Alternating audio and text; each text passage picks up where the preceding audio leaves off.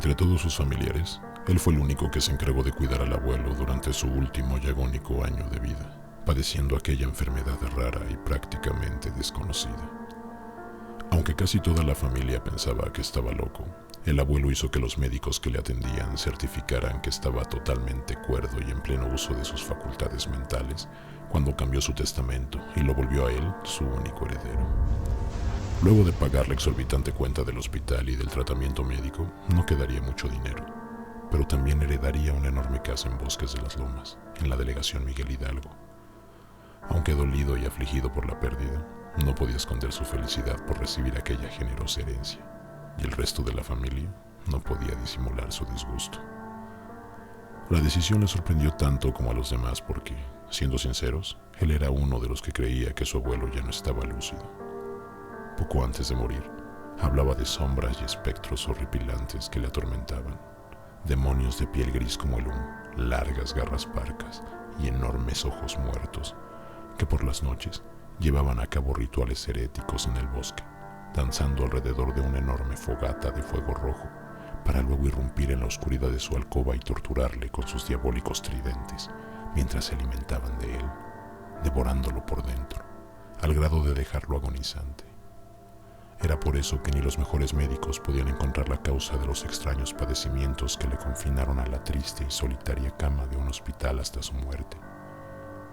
Pensó que solo eran desvaríos de un anciano senil. No tomó posesión de su nueva casa de inmediato. De hecho, tuvieron que pasar un par de meses luego del deceso de su abuelo para que se decidiera a habitarla. Tenía tantos buenos recuerdos de su infancia guardados entre sillos y muros de esa casa que le costaba trabajo verla como la tétrica y amenazante guarida de espectros y entes malignos que su abuelo describió antes de morir.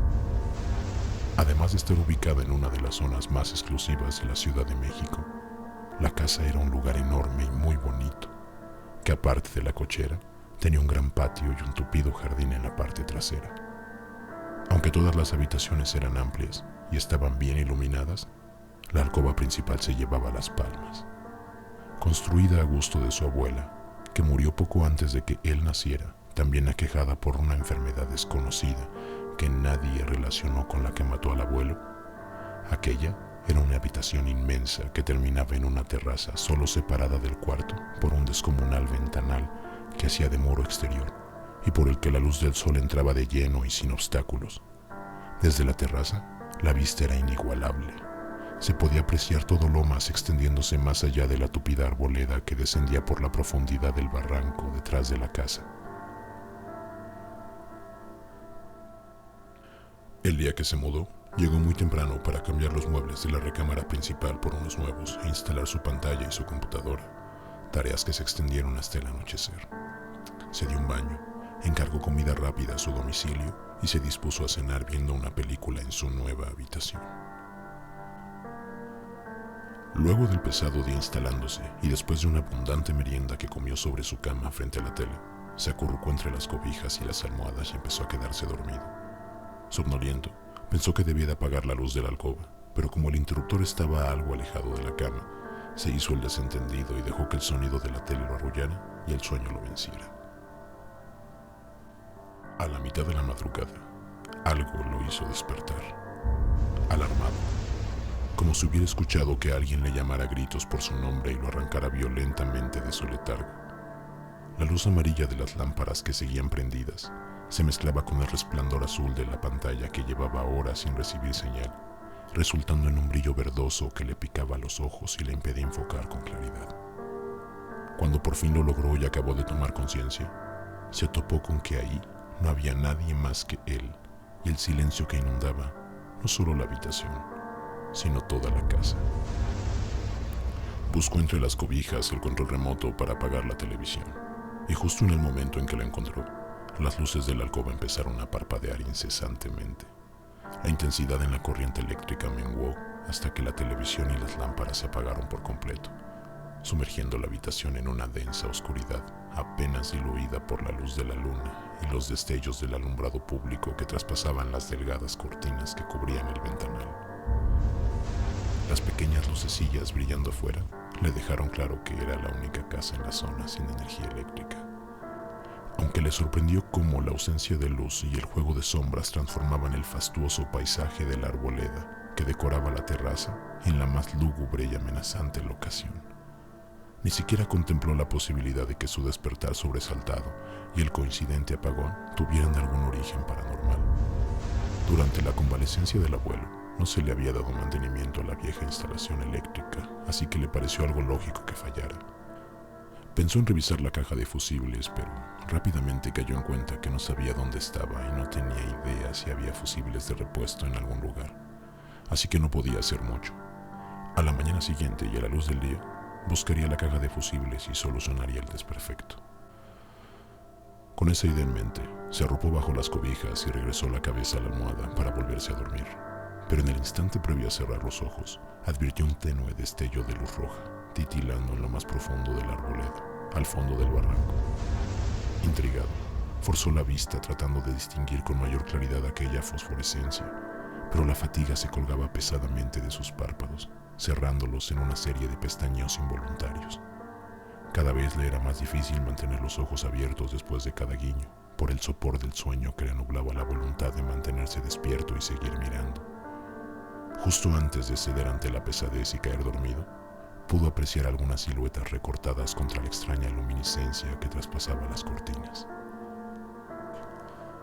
En la antesala del sueño profundo, su conciencia obligó a su subconsciente a asociar ideas, a atar cabos y a relacionar lo que acababa de ver con la mentada fogata en el bosque, alrededor de la que danzaban los entes malignos que llevaban a cabo los rituales heréticos con los que deliraba el abuelo.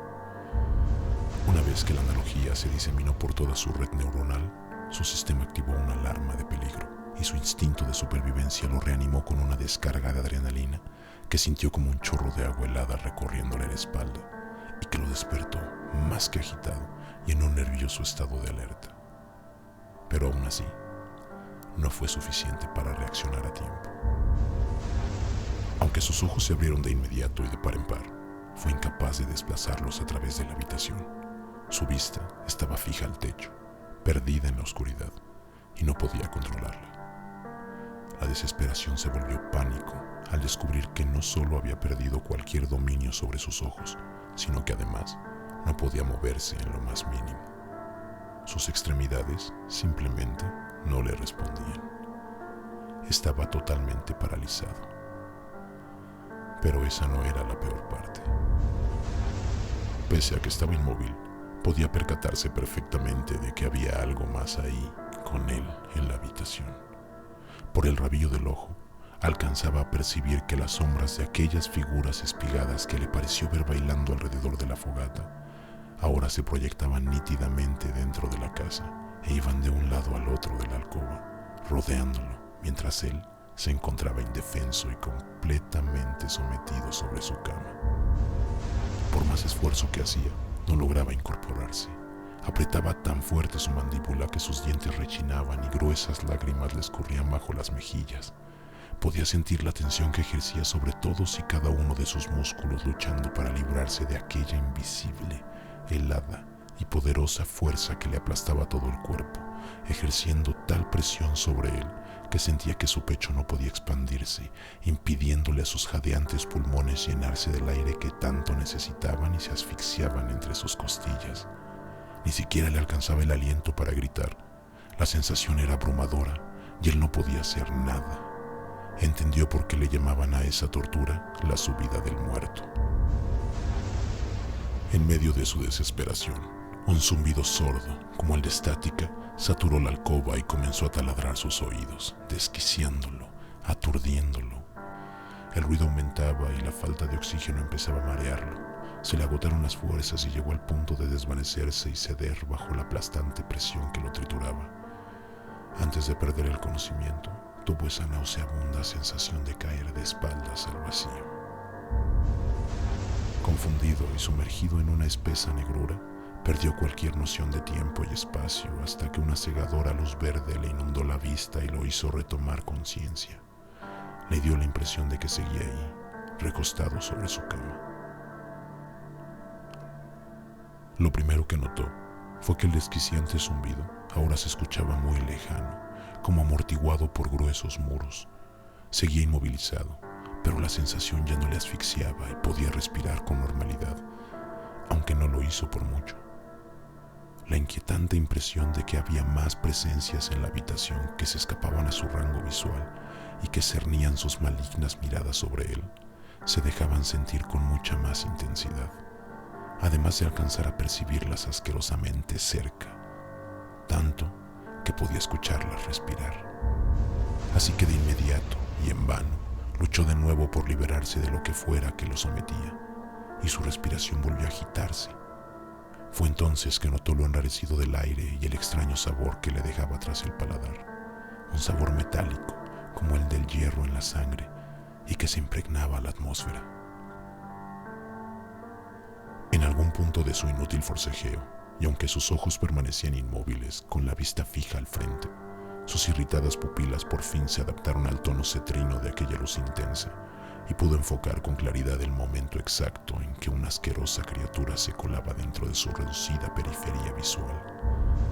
La oleada de horror y asco que le inundó lo haría arrepentirse el resto de su vida por haber contemplado a detalle aquella cosa de cuerpo cadavérico y cabeza deforme. Su cerebro se contrajo de pánico dentro de su cráneo y exprimió una descarga eléctrica que chamuscó cada terminal nerviosa en su cuerpo, sacudiéndolo convulsivamente en violentos temblores. Su estómago se revolvió en sí mismo con una intensa y dolorosa náusea que por reflejo lo hizo arquear la espalda y despegarla de la cama. Fue entonces que, además del pánico, sintió la angustia de verse abandonado a la deriva en la noche eterna de un oscuro y aterrador océano, hostil e infinito, y conoció el vacío de la desesperanza lejos de la protección de Dios. Frente a sus ojos y recortado contra la luz, se erigía la cosa más aberrante que pudo haberse imaginado. Una delgada y deforme figura de cabeza ovalada, mentón afilado y piel grisácea de textura indefinible, le miraba con un par de abismales ojos negros sin esclerótica, encajados en unas enormes y elípticas cuencas oculares, mientras lo sujetaba con una mano de 4 huesudos e inhumanamente largos dedos, presionándola contra su pecho, obligándolo a permanecer recostado y sometiéndolo sin el mayor esfuerzo, al mismo tiempo que con la otra mano, y sosteniéndolo en franca intención de usarlo contra él, sujetaba un artefacto de metal que terminaba en 3 amenazantes y afiladas puntas como bisturís, que subían y bajaban al ritmo de un chillante silbido metálico. A punto de ser diseccionado en vida, cayó en cuenta que el abuelo no estaba loco ni demente, solo estaba equivocado, y la alternativa era mucho más ominosa.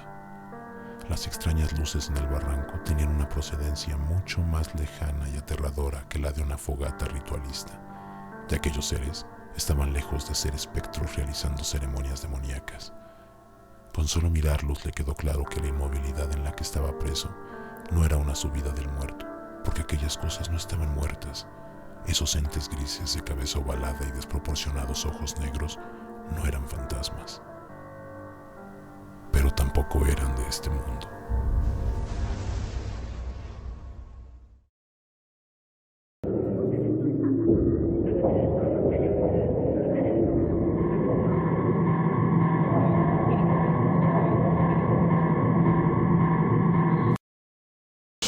Vuelve cuando quieras y no olvides traer a tus amigos.